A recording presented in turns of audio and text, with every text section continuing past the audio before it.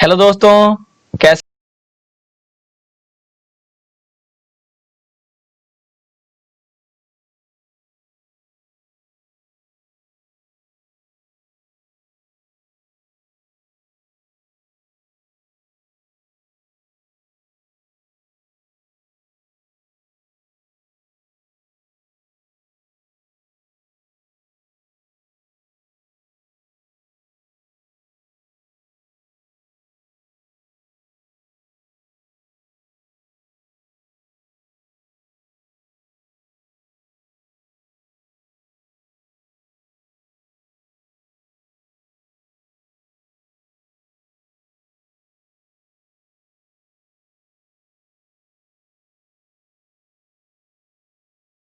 Exam में 60 वर्ष 19 प्रश्न आएंगे, जिसमें से आपको 50 का जो होता है उत्तर देना रहता है और हर पर एक एक अंक आपको मिलता है, 1 मार्क्स मिलता है, 1 मार्क्स आपको मिलते हैं। तो यहाँ पर देखिए ये सब जो हो गया आपका दिशा निर्देश है। तो हम लोग ऑब्जेक्टिव प्रश्न को करेंगे केवल आज की इस वीडियो में। तो चलिए यहाँ से हम लोग शुरू करते हैं। जो आर यू रेडी? सभी लोग रेडी हैं? रेडी हैं सभी लोग? शुरू किया जाए। कुछ बच्चे नए भी हैं तो उनका बहुत बहुत स्वागत है चैनल पे। और दोस्तों इसी तरह से आप लोग चैनल पे अपने मित्रों को जोड़ते रहिए और ज्यादा से ज्यादा बच्चों को शेयर कीजिए। चलिए तो पहला जो क्वेश्चन है आज का हमारा, ये रहा आपके सामने। और सभी क्वेश्चन 2019 में पूछे गए हैं। 2019 के जितने भी क्वेश्चन हैं वही क्वेश्चन को इस वीडियो में लाया गया है। तो पहला जो क्वेश्चन है हमारा, सिंधु घाटी के निवासियों को किस धातु का ज्ञान नहीं था? सिंधु घाटी के निवासियों को किस धातु का ज्ञान नहीं था? तो फटाफट से चलिए नीचे आंसर जिनका जिनका याद है, जिनको जिनको आंसर पता है, नीचे कमेंट में कमेंट करते चलेंगे। तो फर्स्ट आपका सही आंसर होने वाला बिल्कुल जिनका जिनका ऑप्शन सी, उनकी तैयारी बहुत अच्छी चल रही है। Option see the right answer, लोहा। सिंधु घाटी निवासियों को किस धातु का ज्ञान नहीं था? दोस्तों लोहा इज द राइट आंसर। जिनका जिनका ऑप्शन सी है, बहुत अच्छी तैयारी साथियों, आपकी बहुत अच्छी तैयारी चल रही है। हम लोग जितने भी 2020 से 2010 तक में जितने भी क्वेश्चंस पूछे गए हैं सभी क्वेश्चंस का प्रैक्टिस कर लेंगे। जितने भी ऑब्जेक्टिव क्वेश्चंस पूछे गए हैं आपके एग्जाम में, हाँ धीरे धीरे सभी क्वेश्चंस का करेंगे। चलिए सेकंड जो क्वेश्चन है हमारा, सेकंड, हड़प्पा सभ्यता में विशाल स्नानागार के अवशेष कहां से प्राप्त हुए हैं? हड़प्पा सभ्यता में विशाल स्नानागार के अवशेष कहां से प्राप्त हुए हैं? तो ऑप्शंस आपके सामने हैं, रोपर, मोहनजोदड़ो, कालीबंगा और लोथल। चलिए सभी को क्लियर दिखाई दे रहा है क्वेश्चन? फटाफट से कमेंट कर दीजिए, क्वेश्चन क्लियर दिखाई दे रहा है? आवाज जा रही है साफ? क्लियर आवाज है, क्लियर वॉइस? चलिए तो बिल्कुल ऑप्शन बी का, ऑप्शन सेकंड क्वेश्चन का आपका राइट आंसर हो जाएगा option be the right answer, Mohenjodaro. Harappa सभ्यता में विशाल स्नानागार के अवशेष कहां से प्राप्त हुए हैं दोस्तों? तो Mohenjodaro is the right answer. जिनका जिनका ऑप्शन भी है फटाफट से आप लोगों का आंसर सही हो चुका है और आप लोगों की तैयारी बहुत अच्छी चल रही है। नेक्स्ट जो क्वेश्चन है क्वेश्चन नंबर 3, और जैसा कि आप लोगों ने थंबनेल में देखा 50 में से 40 क्वेश्चन सही करने हैं आपको। तो लास्ट में आप लोग बताइएगा कि आपका कितना सही हुआ, ठीक है? 50 क्वेश्चंस मैंने इस वीडियो में आपके लिए लाए हैं, क्योंकि 50 क्वेश्चन से पूछे गए थे 2019 में, तो वही सब क्वेश्चन को लाया गया इस वीडियो में। तो आपको बताना भी है कि आपका 50 में कितना सही हुआ, सभी को बताना है जी। सभी लोग कमेंट में बताएंगे, जब वीडियो का लाइव चैट खत्म हो जाए सभी लोग बताएंगे कमेंट में, अपना अपना मार्क्स बताएंगे। इससे हमें पता चलता है किनका जो है परफॉर्मेंस मतलब कैसा चल रहा है। और कल जो मैंने टेस्ट लिया था उसमें बहुत अच्छे, मतलब सभी बच्चों ने बहुत अच्छा किया। बस कुछ ही देर बाद मैं उनका रिजल्ट जारी कर दूंगा, तो आप लोग देख लीजिएगा। हाँ PDF रहेगा सभी का और मैं पोस्ट कर दूंगा कम्युनिटी टैब में, आप लोग देख लेंगे। हिस्ट्री टेस्ट सीरीज फर्स्ट था, रिजल्ट बन चुका है, बस जारी करना है, जारी कर देंगे। चलिए क्वेश्चन 3 है हमारा, लोथल किस नदी के किनारे स्थित है? लोथल किस नदी के किनारे स्थित है? ऑप्शंस आपके सामने हैं, सिंधु, ब्यास, भोगवा या रावी। तो थर्ड का आपका सही आंसर हो जाएगा बिल्कुल सी। जिनका जिनका ऑप्शन सी है भोगवा, जिनका जिनका है समझिए कि उनकी तैयारी बहुत अच्छी चल रही है, बहुत अच्छी सी तैयारी चल रही है दोस्तों आपकी। आप लोग इसी तरह से अपनी तैयारी करते रहिए। तो थर्ड का आपका राइट आंसर होने वाला है, लोथल किस नदी के किनारे है? तो भोगवा नदी के किनारे है।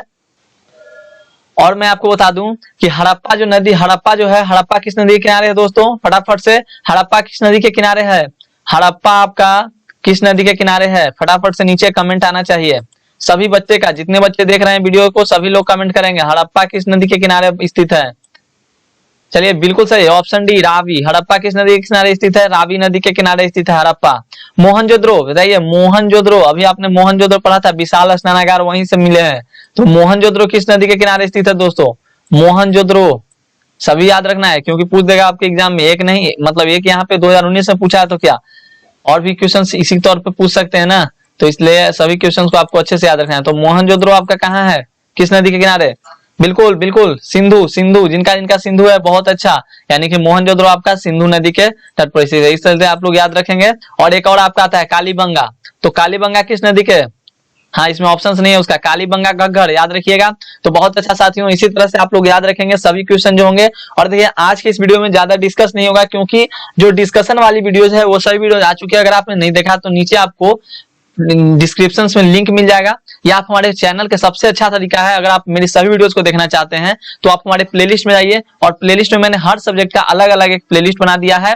जितने भी आर्ट्स का जो क्वेश्चन है सभी का अलग अलग प्लेलिस्ट बना हुआ है, तो आप वहां से जाकर आसानी से सभी वीडियोस को देख सकते हैं। साइकोलॉजी हो गया, सभी सब्जेक्ट का आपका प्लेलिस्ट तैयार है, तो आप लोग वहां जाइएगा और प्लेलिस्ट से आप लोग वीडियोस को देख लीजिएगा। सबसे अच्छा तरीका यही है, सिंपल सा तरीका है और सबसे अच्छा तरीका है। तो क्वेश्चन नंबर 4 है हमारा, हड़प्पा सभ्यता किस युग की सभ्यता है दोस्तों? हड़प्पा सभ्यता किस युग की सभ्यता है? तो बताइए फटाफट, 4 का राइट आंसर बताइए। हड़प्पा सभ्यता किस युग की सभ्यता है? तो चलिए बिल्कुल सही, बिल्कुल सही। जिनका जिनका ऑप्शन बी आ रहा है सभी का तो ऑप्शन बी ही आ रहा है, कांस्य युग, यानी option be the right answer, कांस्य युग। बी का तो लाइन लगा हुआ है ऑप्शन बी, तो बिल्कुल सही और बहुत अच्छी तैयारी साथियों आपकी, बहुत अच्छी, सुपर फैंटास्टिक। नेक्स्ट जो क्वेश्चन है, क्वेश्चन नंबर 5, इंडिका के लेखक कौन है? इंडिका के लेखक कौन है? ऑप्शंस आपके सामने हैं, कौटिल्य, मेगास्थनीज, अलब्रूनी या इनमें से कोई नहीं। इंडिका के लेखक कौन है? हाँ बिल्कुल इंडिका, वही इंडिका जिसमें पटना के बारे में क्या है तो लिखा गया है, पटना के बारे में उसमें है, जो उस समय आपका पाटलिपुत्र। तो चलिए इंडिका के लेखक कौन है? तो याद रखिएगा, ऑप्शंस याद क्या रखना है आप लोग को, याद ही है जी, बिल्कुल सही, ऑप्शन बी जिनका जिनका सही आंसर, मेगास्थनीज। इंडिका के लेखक कौन है? तो मेगास्थनीज, जिनका जिनका ऑप्शन भी है। बहुत अच्छी तैयारी साथियों आपकी, बहुत अच्छी तैयारी। और जो लोग कोशिश कर रहे हैं उनका बहुत बहुत धन्यवाद, जो लोग को नहीं भी पता है फिर भी कोशिश कर रहे हैं, बहुत अच्छा आप लोगों की।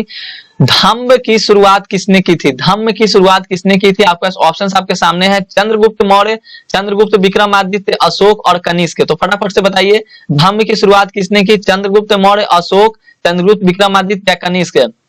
बिल्कुल सही। बहुत से बच्चों का गलत भी है, बहुत से बच्चों का सही भी है, यानी बहुत से बच्चे ऑप्शन ए भी डाल रहे हैं और बहुत से सी भी डाल रहे हैं, तो सी वाले बिल्कुल सही हैं। सी वाले की तैयारी बहुत अच्छी चल रही है, और आप लोग जिनका जिनका अशोक है बहुत अच्छी तैयारी साथियों। और मैं आपको बता दूं कि देखिए आप लोग जो कोशिश कर रहे हैं बहुत अच्छा है, क्योंकि देखिए हारना सबसे बड़ी विफलता नहीं है, कोशिश ना करना ही सबसे बड़ी विफलता है। अगर आप हार जाते हैं तो आपकी सबसे बड़ी विफलता नहीं है, अगर आप कोशिश नहीं करते हैं तो यही आपकी सबसे बड़ी विफलता है। तो आंसर नहीं भी पता हो तो आप लोग कमेंट में कमेंट करेंगे, क्योंकि मैंने पढ़ा दिया है, सभी सब्जेक्ट को मैंने करा दिया, सभी चैप्टर को मैंने करा दिया है, तो इसलिए अब आपका कोशिश करना बनता है। यहाँ पे अब आपको देखना बनता है कि हाँ मेरी तैयारी कैसी है, मैं कितना सही ला रहा हूँ, मैं क्या कर रहा हूँ।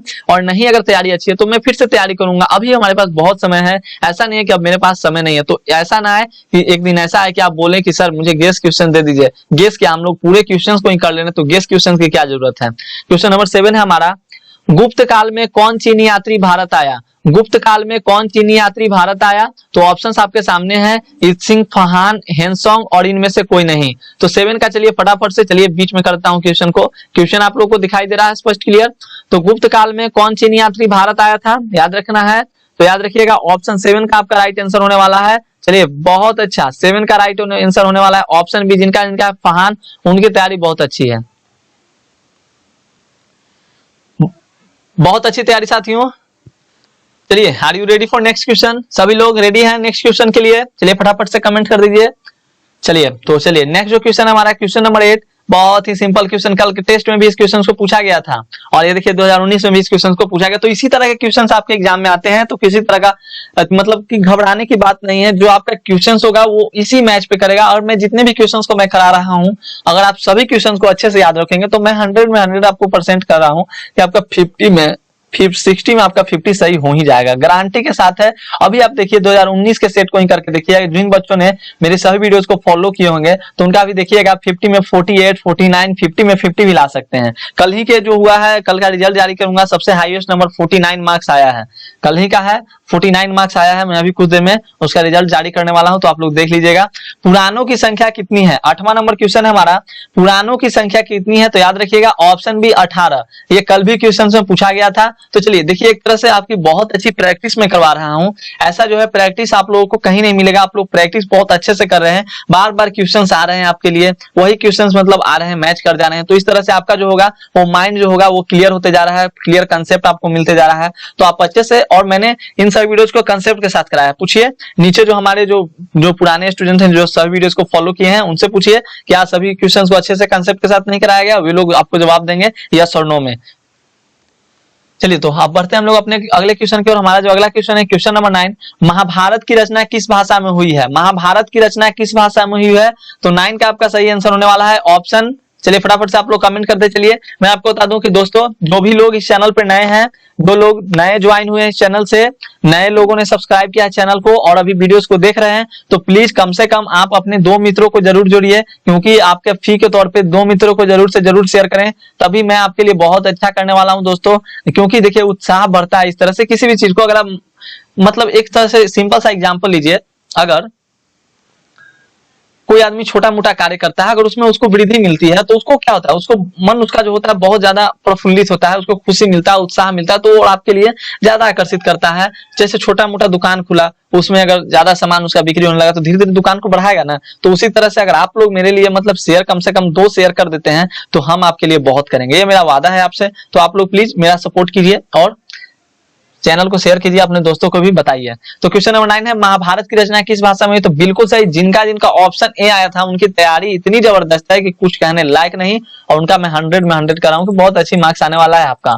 लेकिन हाँ, भले आप लोग तैयारी इसी तरह से कंटिन्यू रखिए, तैयारी कंटिन्यू रखिए, एकदम तैयारी कंटिन्यू रखिए, आप मेरे साथ बने रहिए। ऑब्जेक्टिव के लिए तो मेरे साथ एकदम आप बने ही रहिए, क्योंकि ऑब्जेक्टिव आपको मैं बहुत अच्छे से कराऊंगा।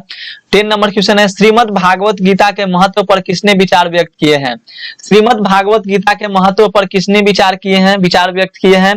तो मैं आपको बता दूं, श्रीमद् भागवत गीता बहुत अच्छा, मतलब कि आप लोग कोर्ट में भी जाते हैं, मतलब कोर्ट में हम लोग नहीं गए हैं, मतलब कोर्ट में भी हम लोग फिल्म में देखते हैं ना, कोर्ट में क्या होता है कि मैं गीता पर हाथ रखकर कसम खाता हूं। तो इस तरह से मतलब कि महात्मा गांधी, विवेकानंद, बाल गंगाधर तिलक सभी ने भागवत गीता मतलब क्या किया है, तो विचार पर व्यक्त किए हैं, उस पर महत्व पर विचार व्यक्त किए हैं। बहुत अच्छा हम लोग का एक ग्रंथ है, तो याद रखेंगे आप लोग। तो 10 का आपका राइट आंसर है इन सभी ने। जिनका जिनका ऑप्शन डी था उनको एक मेरे तरफ से 1 लाइक, मेरे तरफ से 1 लाइक उनके लिए। चलिए नेक्स्ट जो क्वेश्चन है क्वेश्चन नंबर 11, श्वेतांबर और दिगंबर का संबंध किस धर्म से है? श्वेतांबर और दिगंबर का संबंध किस धर्म से है? फटाफट से आना चाहिए 11 का राइट आंसर। श्वेतांबर और दिगंबर का संबंध किस धर्म से है? आवाज क्लियर जा रही है ना? श्वेतांबर और दिगंबर का संबंध मैंने कराया है ना, ये सब क्वेश्चंस, ये सभी क्वेश्चंस मैंने करा दिए हैं दोस्तों। तो 11 का आपका सही आंसर होने वाला है। चलिए ऑप्शंस भी फटाफट से आ गया है सभी लोगों का। अब मैं आंसर क्यों बताऊं, आप ही लोग आंसर बता दे रहे हो, सभी लोगों का बी आने लगता है, तो मतलब हम अब इसमें बोल क्या सकते हैं, सभी का बी आ रहा है तो मतलब बी पर डन है। तो 11 का right answer option B Jain धर्म। श्वेतांबर और दिगंबर का संबंध किस धर्म से है दोस्तों? तो जैन धर्म से, याद रखेंगे आप लोग। चलिए नेक्स्ट क्वेश्चन, कैसा लग रहा है आप लोगों को ये प्रीवियस ईयर क्वेश्चन बहुत इंपॉर्टेंट होते हैं आपके एग्जाम के लिए, इसीलिए मैंने लाया है, और मैं करा दूंगा पूरे सेट को करा दूंगा प्रीवियस ईयर का, 2020 का भी ला दूंगा, टेंशन नहीं है, 2020 का भी आएगा। महावीर ने पार्श्वनाथ के सिद्धांतों में नया सिद्धांत क्या जोड़ा? हाँ, आपका जो मैंने टेस्ट सीरीज चालू किया ना, वो टेस्ट सीरीज मैं चलाते रहूंगा, टेस्ट सीरीज आपका चलते रहेगा, आप लोग ध्यान रखिएगा। और ये प्रीवियस ईयर जो है ये आपको बोनस में इसी तरह से मतलब प्रीवियस ईयर आपको मिलता रहेगा, और टेस्ट सीरीज तो मैं कराते ही रहूंगा। चलिए, तो महावीर ने पार्श्वनाथ के सिद्धांतों में नया सिद्धांत क्या जोड़ा? तो 12 का आपका राइट आंसर होने वाला है। चलिए फटाफट से राइट आंसर ऑप्शन बी, जिनका जिनका है ब्रह्मचार्य, उनकी तैयारी बहुत अच्छी तैयारी साथियों आपकी। नेक्स्ट जो क्वेश्चन है क्वेश्चन नंबर 13, आईने ए अकबरी के लेखक कौन है? सभी को मतलब समय मिल जाता है ना कमेंट करने का। चलिए, आईने ए अकबरी के लेखक कौन है? आप लोग अब देखिए, अब आप लोग को समय की जरूरत नहीं है, जैसे ही क्वेश्चन आता है सामने आपको ऑप्शन क्या करना है, तो वहां पर राइट करके कमेंट कर देना है, राइट करके कमेंट कर देना है, मतलब लिखना है, कमेंट कर देना है, क्योंकि आपने बहुत पढ़ाई किया, आपने पूरे चैप्टर का ऑब्जेक्टिव पढ़ लिया, अब आपको मतलब पूरा होना चाहिए, एक्टिव होना चाहिए, आपको फटाफट से करना चाहिए, क्योंकि 5 महीने अब हम लोग के पास हैं, 5 महीने हम लोग के पास हैं, और 5 महीने में हम लोग इतनी अच्छी प्रैक्टिस कर लेंगे कि एक भी क्वेश्चन ऐसा नहीं रहेगा जो हम लोग से छूट जाए, एक भी क्वेश्चन ऐसा नहीं रहेगा जो एग्जाम में हम लोग को ऐसा न लगे कि किताब से नहीं आया है, मतलब पूरे किताब को हम लोग खंगाल लेंगे, पूरे किताब को एकदम देख लेंगे। तो चलिए आईने अकबरी के लेखक कौन है? बिल्कुल सही, 13 का आपका राइट आंसर आ रहा है सभी लोगों का, ऑप्शन सी आ रहा है अबुल फजल। याद रखिएगा अबुल फजल इज द राइट आंसर। आईने अकबरी के लेखक कौन है? अबुल फजल। नेक्स्ट जो क्वेश्चन है क्वेश्चन नंबर 14, तंबाकू का सेवन सर्वप्रथम किस मुगल सम्राट ने किया? ये सब क्वेश्चंस कराए हुए हैं दोस्तों, ये सभी क्वेश्चंस आपके हो गए हैं जब मैंने आपका हर चैप्टर का ऑब्जेक्टिव कराया तो उसमें सभी क्वेश्चंस करा दिए हैं। 14 है तंबाकू का सेवन सर्वप्रथम किस मुगल सम्राट ने किया? तो याद रखिएगा 14 का राइट आंसर आपका ऑप्शन ए हो जाएगा अकबर। अकबर अकबर। और जो लोग चैनल पर नए होंगे प्लीज चैनल को सब्सक्राइब करेंगे। नेक्स्ट जो क्वेश्चन है क्वेश्चन नंबर 15, अकबर ने टोडरमल के को दीवाने ए अशरफ कब नियुक्त किया? इसका सही आंसर है आपका, फटाफट से कमेंट आना चाहिए। देखिए मैं पढ़ा नहीं रहा हूं यहाँ पे, मैं पढ़ा नहीं रहा हूं, मैं क्लियर कर रहा हूं, मैं पढ़ा नहीं रहा हूं यहाँ पे। देखिए पढ़ा क्यों नहीं रहे? क्योंकि यहाँ पर हम प्रैक्टिस आपकी करा रहे हैं। पढ़ाने का मतलब होता है ऐसे, अकबर ने टोडरमल को दीवाने अशरफ कब नियुक्त किया? सही आंसर है इसका 15 का, डायरेक्ट मैं बोलता ऑप्शन बी। इस तरह से पढ़ाना होता है, लेकिन यहाँ पर मैं आपको क्या करा रहा हूँ, प्रैक्टिस करा रहा हूँ। तो आपको मैं एक क्वेश्चन को 2 बार 3 बार जरूर बोलूंगा ताकि आप लोग की प्रैक्टिस अच्छी हो। पढ़ाना तो जो हम लोगों ने पढ़ाना था मैंने पढ़ा दिया, अब प्रैक्टिस चल रही है तो प्रैक्टिस में ऐसे ही चलेगा। अकबर ने टोडरमल को दीवाने अशरफ कब नियुक्त किया? तो 15 का राइट आंसर ऑप्शन भी हो जाएगा 1583। जिनका जिनका ऑप्शन 1583 है, बहुत अच्छा और बहुत अच्छी तैयारी। नेक्स्ट जो क्वेश्चन है क्वेश्चन नंबर 16, भारत का प्रथम मुगल शासक कौन था? भारत का प्रथम मुगल शासक कौन था? तो याद रखिएगा, याद रखना क्या है, आप लोग को याद ही है, बिल्कुल सही। जिनका जिनका ऑप्शन है, बहुत अच्छी तैयारी साथियों आपकी, option is the right answer. क्या थोड़ा स्लो बोलूं? चलिए, तो भारत का प्रथम मुगल शासक कौन था? Option is the right answer Babur. Babur याद रखने हैं सभी को। नेक्स्ट जो क्वेश्चन है क्वेश्चन नंबर 17, फतेहपुर सीकरी को किसने राजधानी बनाया? फतेहपुर सीकरी को किसने राजधानी बनाया? फतेहपुर सीकरी को किसने राजधानी बनाया? संजय कुमार। आपका तो आंसर कल भी ज्यादातर सही ही था। और मैं पंकज से मतलब बोलना चाहूंगा, पंकज आपकी तैयारी कुछ अच्छी नहीं चल रही है तो आप अपनी तैयारी को कुछ बनाइए, बरकरार कीजिए, क्योंकि आपकी तैयारी कल भी मतलब मैंने देखा था आपका आंसर मार्क्स भी मतलब बहुत कम आया है। सबसे ज्यादा मार्क्स, अभी इस वीडियो में नाम बताना सही नहीं है, सबसे ज्यादा मार्क्स गर्ल ही है, मतलब लड़की लोग का तो बात ही अलग है। सभी लड़कियां लोग ही जो है जिनका मार्क्स सबसे हाईएस्ट आया है, और फर्स्ट सेकंड थर्ड सब में उन्हीं का नंबर है। तो 17, फतेहपुर सीकरी को किसने राजधानी बनाया? तो याद रखिएगा 17 का राइट आंसर आपका हो जाएगा option be the right answer, Akbar ने। अकबर ने फतेहपुर सीकरी को किसने राजधानी बनाया? अकबर ने। याद रखिएगा, याद रखने हैं आपके लिए, आपके एग्जाम के लिए भी इंपॉर्टेंट है, और 2019 में पूछा गया। सभी क्वेश्चन कितने में पूछा गया? 2019 में। मैं याद दिलाते चलता हूँ। चलिए नेक्स्ट क्वेश्चन है क्वेश्चन नंबर 18। हाँ, और एमडी नूर नाम है, एमडी नूर। चलिए आपकी तैयारी सुपर चल रही है, सभी से सुपर आपकी तैयारी चल रही है। हाँ, नीतू की तैयारी बहुत अच्छी है। हाँ, आपका भी बहुत अच्छा है। पायल का भी तैयारी बहुत अच्छा है। हाँ, चलिए आप लोग का तैयारी बहुत अच्छा है, सुपर चल रहा है। इसी तरह से अगर आप लोग बने रहेंगे, आप लोग इसी तरह से तैयारी करते रहेंगे तो आप लोग की प्रिपरेशन बहुत जबरदस्त होने वाली है, और एक भी क्वेश्चन आप लोगों से छूटने वाला नहीं है। अगर आप इसी तरह से, अगर अभी जो आप में उत्साह है, अभी जो आप में उमंग है, उसी उमंग को अपने अंदर अभी रखे रहिए, उसको संयोग कर रखिए, उसको कलेक्ट कर रखिए, उसको अपने अंदर से निकालने नहीं दीजिए, अपने माइंड को कंट्रोल कर रखिए कि हाँ हमें जो है अभी फोकस करना है, मेन तो हमें 12th पे फोकस करना है, क्योंकि 12th ही आपका जो है मेन एम है, 12th ही आपका मेन जो है वो आपका बेस है। तो 18 का आपका, चलिए 18 है, अकबर ने दीने इलाही कब प्रारंभ किया? हम लोग क्वेश्चन भी करेंगे, बात तो करते ही हम लोग क्वेश्चन भी कुछ करेंगे। अकबर ने दीने इलाही कब प्रारंभ किया? तो 18 का आपका राइट आंसर हो जाएगा। चलिए 18 का ऑप्शन, चलिए फटाफट से, इसमें आंसर नहीं है आपका, बिल्कुल सही, इसमें आंसर नहीं है आपका।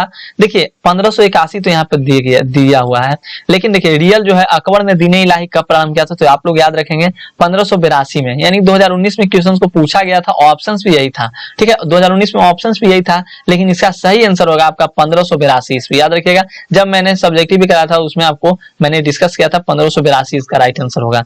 नेक्स्ट जो क्वेश्चन है क्वेश्चन नंबर 19, औरंगजेब ने अपने जीवन का अंतिम भाग बिताया। हाँ, लेकिन आप लोग क्या करते हैं, इसको छोड़कर थोड़ी ना आते हैं, आप लोग डी को कलेक्ट, डी को रंग कर ही आते हैं। छोड़ दीजिएगा तो आपका वो गिनती नहीं होगा, इसलिए आप लोग डी को कर आते हैं, लेकिन इसका राइट आंसर 1582 होगा। नेक्स्ट जो है, औरंगजेब ने अपने जीवन का अंतिम भाग बिताया। औरंगजेब ने, उसका मार्क्स मिल जाता है, औरंगजेब ने अपने जीवन का अंतिम भाग बिताया, तो 19 का राइट आंसर आपका हो जाएगा ऑप्शन डी। याद रखेंगे दक्षिणी भारत में, दक्षिणी Bharat is the right answer. फटाफट से आप लोग करते रहेंगे, और अब 7 बजे से आप लोग प्रैक्टिस क्लासेस में पर डे आइएगा। 7 बजे आप लोग की प्रैक्टिस क्लासेस चलाई जाएगी, चैप्टर वाइज क्लासेस हैं, वो चैप्टर वाइज क्लासेस अलग टाइम पर, जो सुबह का टाइम है 8 बजे, उसी समय पे किया जाएगा, उसको शुरू किया जाएगा फिर से चैप्टर वाइज क्लासेस को। चलिए, तो जो प्रैक्टिस क्लासेस 7 बजे चलेगी। औरंगजेब ने अपने जीवन का अंतिम भाग बिताया, याद रखिएगा 19 का राइट आंसर ऑप्शन डी है, दक्षिणी भारत में। दक्षिणी भारत में। नेक्स्ट 20 नंबर क्वेश्चन है, रूस में भारत विद्या का जनक किसे कहा जाता है? रूस में भारत विद्या का जनक किसे कहा जाता है? तो 20 का आपका सही आंसर हो जाएगा। चलिए फटाफट ऑप्शन सी, जिनका जिनका गलत है दोस्तों, कार्ल मार्क्स को रूस में भारत का विद्या का जनक कार्ल मार्क्स को नहीं कहा जाता है। कार्ल मार्क्स नहीं होगा, निकोलो कॉन्टी भी नहीं होगा। बिल्कुल ऑप्शन बी, जिनका जिनका बहुत अच्छी तैयारी, जीएस लिबिदेव। जीएस लिबिदेव याद रखेंगे, जीएस लिबिदेव। नेक्स्ट क्वेश्चन है क्वेश्चन नंबर 21। हाँ, बहुत ही इंपॉर्टेंट, और कल के जो प्रैक्टिस सेट था हमारा, जो प्रैक्टिस सीरीज था, जो हमारा टेस्ट सीरीज था, उसमें इस क्वेश्चन को लाया गया था। हम्पी होगा ना जी। चलिए, तो हम्पा नगर किस साम्राज्य से संबंधित है? चलिए, तो 21 का राइट आंसर फटाफट से कमेंट कर दीजिए। बिल्कुल सही, बिल्कुल सही। चलिए, डी से आप लोग, डी सभी लोगों का डी आ रहा है, कमेंट डी आ रहा है। तो चलिए फटाफट से आप लोग बताएंगे, डी से हमारे एक इंडियन क्रिकेटर का नाम बताइए। इंडियन क्रिकेटर का नाम डी से बहुत से, कौन कौन? धोनी तो सभी का आ रहा है, बिल्कुल सही, धोनी बोल सकते हैं। चलिए ठीक है।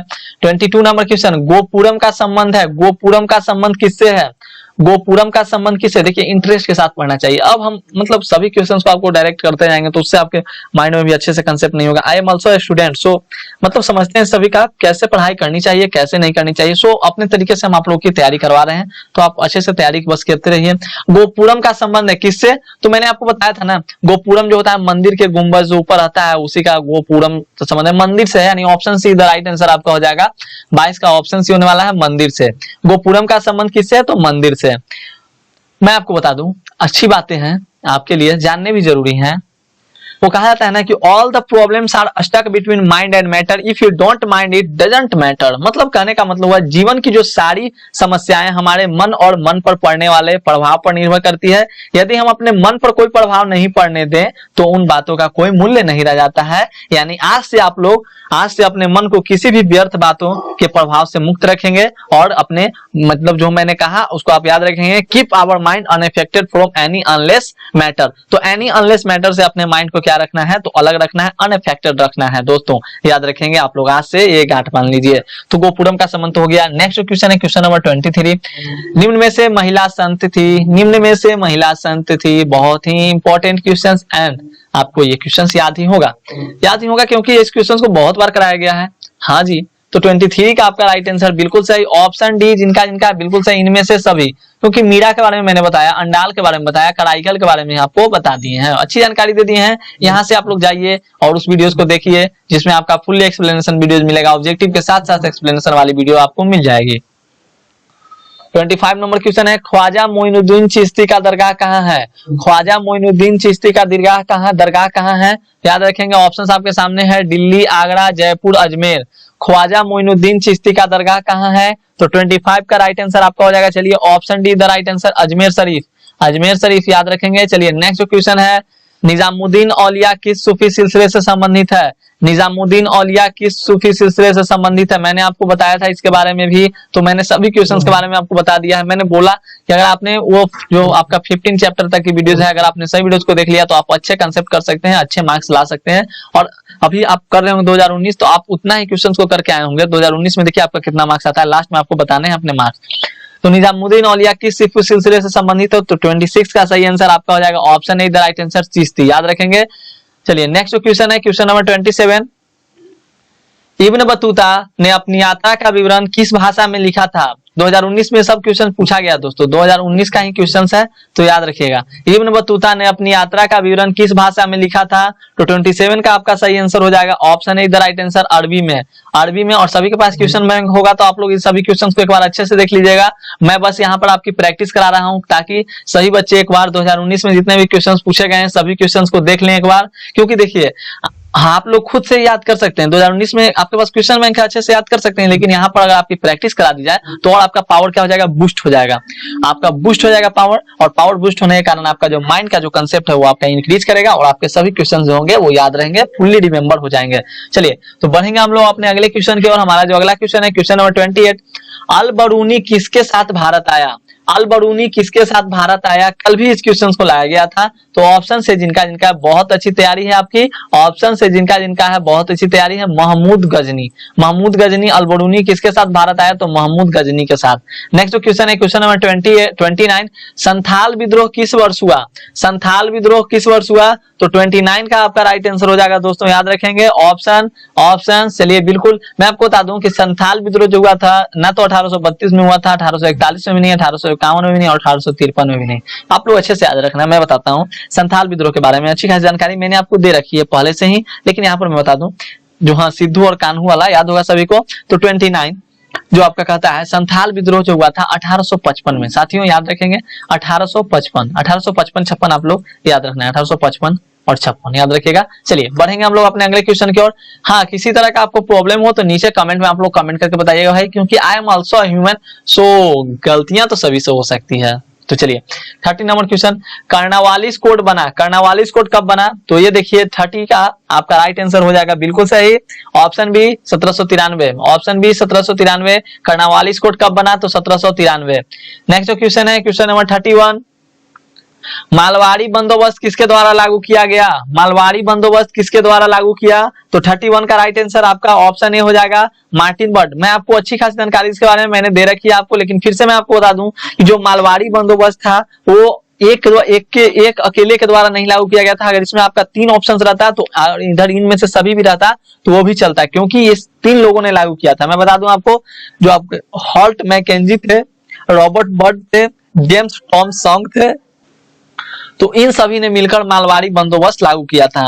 और सोचिए कि आप लोग बता दीजिए थोड़ा सा एक बार, मेरी प्रैक्टिस आप लोगों की सही लग रही है या नहीं, मेरी प्रैक्टिस आप लोगों की सही लग रही है कि नहीं, क्या मैं इस तरह से आपकी प्रैक्टिस कराते चलूं, या मैंने इस प्रैक्टिस को बंद कर आप लोगों को जो चैप्टर वाइज है बस चैप्टर वाइज कराकर ही छोड़ दूं। आप लोग बस हमें कमेंट में बताइए। अगर आप लोग बोलेंगे कि नहीं चैप्टर वाइज ही कराकर छोड़ दीजिए, तो बस चैप्टर वाइज ही कराकर छोड़ देंगे, ये सब प्रैक्टिस करने की कोई आवश्यकता नहीं है। आप लोग की कमेंट आएगा उसी पर निर्भर करेगा। तो बहुत से बच्चे यस भी बोल रहे हैं, हाँ सभी लोग का यस है। चलिए होगा, आप लोग की प्रैक्टिस में कराऊंगा, बस आप लोग मेरे साथ बने रहिए, आप लोग बस मेरे साथ बने रहिए और आप लोग की प्रैक्टिस में कराऊंगा। बस एक ही विनती है आप लोगों से, मेरा जो रिक्वेस्ट रहता है आप लोग जानते हैं मेरा रिक्वेस्ट क्या है, मेरा आपसे रिक्वेस्ट है कि आप लोग प्लीज चैनल को शेयर करें, ज्यादा से ज्यादा बच्चों को जुड़ें, मेरी हेल्प कीजिए, सपोर्ट कीजिए, हम आपके लिए फुल्ली रेडी हैं आपकी हेल्प करने के लिए। चलिए 32 नंबर क्वेश्चन है, पटना में 1857 के विद्रोह का नेतृत्व किसने किया, पटना में 1857 के विद्रोह का नेतृत्व किसने किया। कल इस क्वेश्चन को थोड़ा सा घुमाकर पूछा गया था, लिखा गया था आरा में 1857 के विद्रोह का नेतृत्व किसने किया, तो उसका आंसर आपका आया था वीर कुंवर सिंह। लेकिन पटना में बता दूं मैं आपको, पटना में पीर अली ने किया था, यानी ऑप्शन है जिनका जिनका है पीर अली ने, बिल्कुल सही। और इसी क्वेश्चन को कल घुमाकर मैंने जो लाया गया था हिस्ट्री टेस्ट सीरीज में, तो आपका वहां था कुंवर सिंह। तो कुंवर सिंह क्या था, उसमें आरा के बारे में कहा गया था कि आरा के किस जमींदार ने 1857 के विद्रोह में नेतृत्व किया था आरा की तरफ से, तो उसका कुंवर सिंह होता, लेकिन इसका राइट आंसर आपका पीर अली हो जाएगा। चलिए तो क्लियर कंसेप्ट है, बढ़ेंगे हम लोग अपने अगले क्वेश्चन की ओर। अगला क्वेश्चन है 1857 के विद्रोह का तत्कालिक कारण क्या था, 1857 के विद्रोह का तत्कालिक कारण क्या था, तो ऑप्शन से है सती प्रथा का अंत, बी है व्यापक का सिद्धांत, चर्बी वाले कारतूस, इनमें से कोई नहीं। तो 33 का सही आंसर आपका हो जाएगा ऑप्शन सी, चर्बी वाले कारतूस। 1857 के विद्रोह का तत्कालिक कारण क्या था, तो चर्बी वाले कारतूस। 33 का राइट आंसर आपका option see the right answer, चर्बी वाले कारतूस। नेक्स्ट जो क्वेश्चन है question number 34, the great revolt नामक पुस्तक के लेखक कौन है, द ग्रेट रिवोल्ट नामक पुस्तक के लेखक कौन है। गजब गजब, बहुत अच्छा, सुपर, फैंटास्टिक। अगर मुझे सुपर यहाँ से अगर देना रहता तो मैं आपको सुपर देता, फिर भी मैं लिख दे रहा हूँ जिनका जिनका कमेंट आया अशोक मेहता वो सुपर, अशोक मेहता सुपर, अशोक मेहता वाले बहुत ही सुपर, उनकी तैयारी बहुत अच्छी तैयारी है आपकी। हाँ जो लोग इसका आंसर दे रहे हैं, क्योंकि सोचिए अगर आप 2019 में एग्जाम देते हैं आप, तो सोचिए अभी 5 महीना आपके पास है, 5 महीना पहले ही आप इतना प्रिपेयर हो चुके हैं कि अगर 2019 में देते आप इतना मार्क्स ला देते, जितना अभी आपका आने वाला है उतना मार्क्स आप 2019 में ला देते, मात्र केवल 5 महीने। अभी 5 महीने आपके पास बचे हुए हैं, 5 महीने आपके पास अभी बचे हुए हैं, फिर भी आपकी तैयारी इतनी अच्छी है, बहुत अच्छी तैयारी साथियों। नेक्स्ट जो क्वेश्चन है क्वेश्चन नंबर 35, पुर्तगालियों ने गोवा पर कब अधिकार किया, पुर्तगालियों ने गोवा पर कब अधिकार किया? तो 35 का आपका सही आंसर। मैं क्या बताऊं, आप ही लोग बताइए। बहुत अच्छा, बहुत अच्छा। सी जिनका जिनका है बहुत अच्छा, सी जिनका जिनका है बहुत अच्छा, सी जिनका जिनका है बहुत अच्छा। 1510 पुर्तगालियों ने गोवा पर कब अधिकार किया? तो 1510 ईस्वी में। नेक्स्ट जो क्वेश्चन है क्वेश्चन नंबर 36। मैं अगर क्वेश्चन को रिपीट करता हूं तो आप लोगों को प्रॉब्लम होती है तो बोलिएगा, एक ही बार बोलूंगा। भारत में आने वाला प्रथम पुर्तगाली कौन था? भारत में आने वाला प्रथम पुर्तगाली कौन था? तो 36 का आपका राइट आंसर होने वाला है दोस्तों ऑप्शन सी। बहुत अच्छा। वास्को डी गामा कब आया था? 1498। 1498 भारत में आने वाले पहला पुर्तगाली यही था, और भारत में पहला आने वाला यूरोपियन भी यही था, क्योंकि यूरोप कहाँ चलता है? पुर्तगाल। तो इस तरह से आप लोग याद रखेंगे। चलिए बहुत अच्छा साथियों। नेक्स्ट जो क्वेश्चन है क्वेश्चन नंबर 37। 7 द्वीपों का नगर किसे कहा जाता है? 7 द्वीपों का नगर किसे कहा जाता है? तो आप लोग याद रखेंगे ऑप्शन ए है कोलकाता, बी है शिमला, सी है गोवा और डी है बम्बई। देखिए जिनको मतलब जिनकी तैयारी अभी नहीं सही चल रही है तो मैं उनसे आपसे मतलब आपको एक सलाह देना चाहूंगा, आप अच्छे से तैयारी कीजिए, क्योंकि अच्छे बुरे दिनों को बार बार याद करके दुखी नहीं होना चाहिए। उसी तरह से अगर आपकी तैयारी सही नहीं है तो आप लोग तैयारी अच्छे से कीजिए, मैं हिम्मत के साथ कीजिए। अभी भी आपके पास बहुत टाइम है, 5 मंथ टाइम है, तो आपके लिए अच्छी है। बस इससे आप सीख प्राप्त कीजिए। अगर आपने अभी तक नहीं तैयारी की है अच्छी से तो आप सीख प्राप्त कीजिए कि हमें तैयारी करना है। अगर आप इस चैनल पे आ चुके हैं तो आपका ये सौभाग्य है, आ गए हैं तो आप अच्छे से तैयारी कर ही जाएंगे। लेकिन हाँ, मेरी सभी वीडियोस को फॉलो जरूर करना। 7 द्वीपों का नगर किसे कहा जाता है? तो याद रखिएगा Bombay the right answer, D the right answer. 7 द्वीपों का नगर कहा जाता है बम्बई को, मुंबई को। नेक्स्ट जो क्वेश्चन है क्वेश्चन नंबर 38। फोर्ट विलियम किस शहर में स्थित है? फोर्ट विलियम किस शहर में स्थित है? फोर्ट विलियम किस शहर में स्थित है? तो 38 का सही आंसर, 38 का सही answer option D the right answer, Kolkata में। फोर्ट विलियम किस शहर में स्थित है? Option D the right answer, Kolkata में। एक क्वेश्चन साहब, एक मतलब आप लोग देखोगे बहुत ज्यादा यूट्यूब पर वायरल होता है, वायरल प्रश्न पत्र। वायरल प्रश्न पत्र, अच्छा आप लोग बताइए वायरल के दिन, कितना दिन पहले वायरल आपका प्रश्न पत्र कैसे होता है? वायरल नहीं रहता, वो जो बोर्ड द्वारा जो जारी किया जाता है ना, उसी को लोग वायरल वायरल लिखकर बस क्या करते हैं तो पब्लिश करते चलते हैं। वायरल वैसा कुछ है नहीं, तो आप लोग अच्छे से अपनी तैयारी, बस वायरल पर ध्यान मत दीजिए। बहुत से बच्चे सोचते हैं कि वायरल प्रश्न पत्र आएगा पढ़कर चले जाएंगे। हाँ, उसमें से क्वेश्चन आपके मैच करेंगे, अच्छे खासे क्वेश्चन मैच कर जाते हैं, लेकिन आप लोग अपनी तैयारी करते रहिए अच्छे से, क्योंकि अभी आपके पास समय है तो उन सभी पर ध्यान नहीं देना है। चलिए, फोर्ट विलियम किस शहर में स्थित है? याद रखेंगे कोलकाता। नेक्स्ट जो क्वेश्चन है क्वेश्चन नंबर 39। अब हम लोग क्वेश्चन को करेंगे, बातचीत नहीं होगा। 39, गेटवे ऑफ इंडिया किस शैली का उदाहरण है? गेटवे ऑफ इंडिया किस शैली का उदाहरण है? तो याद रखेंगे 39 का राइट आंसर आपका ऑप्शन भी हो जाएगा नौ गौथिक शैली। नौ गौथिक शैली, नौ गौथिक शैली याद रखेंगे आप लोग। गेटवे ऑफ इंडिया किस शैली का उदाहरण है? बोलिए मेरे साथ, गेटवे ऑफ इंडिया किस शैली का उदाहरण है? मेरे साथ बोलिए सभी लोग। बिल्कुल, नौ गौथिक शैली, नौ गौथिक शैली याद रखेंगे। चलिए नेक्स्ट जो क्वेश्चन है question number 40। Question number 40, Mahatma Gandhi का जन्म कब हुआ था? बहुत सिंपल क्वेश्चन, महात्मा गांधी का जन्म कब हुआ था? तो चलिए प्यारे प्यारे मेरे साथियों, इसका आंसर आपको ही बताना है। प्यारे प्यारे साथियों, इसका आंसर आपको ही बताना है। प्यारे प्यारे फूल गुथे माला में एक है। बचपन में आप लोगों का जो प्रेयर होता था, हाँ यही सब होता था। हिंद देश के निवासी सभी जन एक हैं, रंग रूप भेष भाषा चाहे अनेक हैं। तो आप लोग याद रखेंगे महात्मा गांधी का जन्म कब हुआ था? तो याद रखेंगे। चलिए सही आप लोग का राइट आंसर है, मैं इसका आंसर मैं आपको नहीं बताऊंगा। 41, चंपारण सत्याग्रह का संबंध किस राज्य से है? चंपारण सत्याग्रह, चंपारण सत्याग्रह, अरे भाई नहीं बताओगे तो समझो कि आप लोग बिहार में रहकर भी कलंकित हैं। बिहार में रहकर भी कलंकित है अगर इसका आंसर नहीं आप लोग बताते हैं तो। बिल्कुल ऑप्शन डी, जिनका ऑप्शन डी, जिनका क्या सभी का है, option D the right answer. बहुत अच्छा।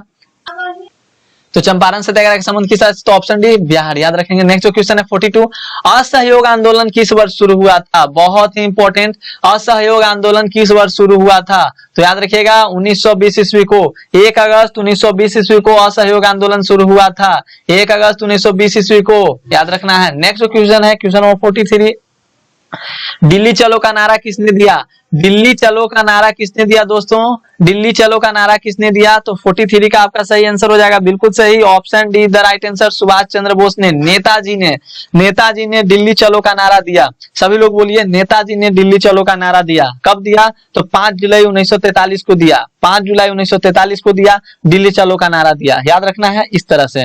नेक्स्ट जो क्वेश्चन है हमारा क्वेश्चन नंबर 44, बंगाल के विभाजन की घोषणा किस वर्ष हुई? बंगाल के विभाजन की घोषणा किस वर्ष हुई? हुई?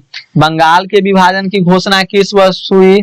तो याद रखिएगा, बहुत से बच्चों का आ रहा है, बहुत से बच्चों का नीचे कमेंट ऑप्शन डी वाले बिल्कुल सही है। ऑप्शन डी जिनका जिनका है, बहुत अच्छा साथियों, ऑप्शन डी बिल्कुल सही। तो बंगाल के विभाजन की घोषणा किस वर्ष हुई? Option D the right answer. मैं आपको बता दूं 19 जुलाई। 19 जुलाई सभी कंसेप्ट आपको पहले से ही बताए हुए हैं। 19 जुलाई 1905 ईस्वी को बंगाल के विभाजन की घोषणा हुई थी।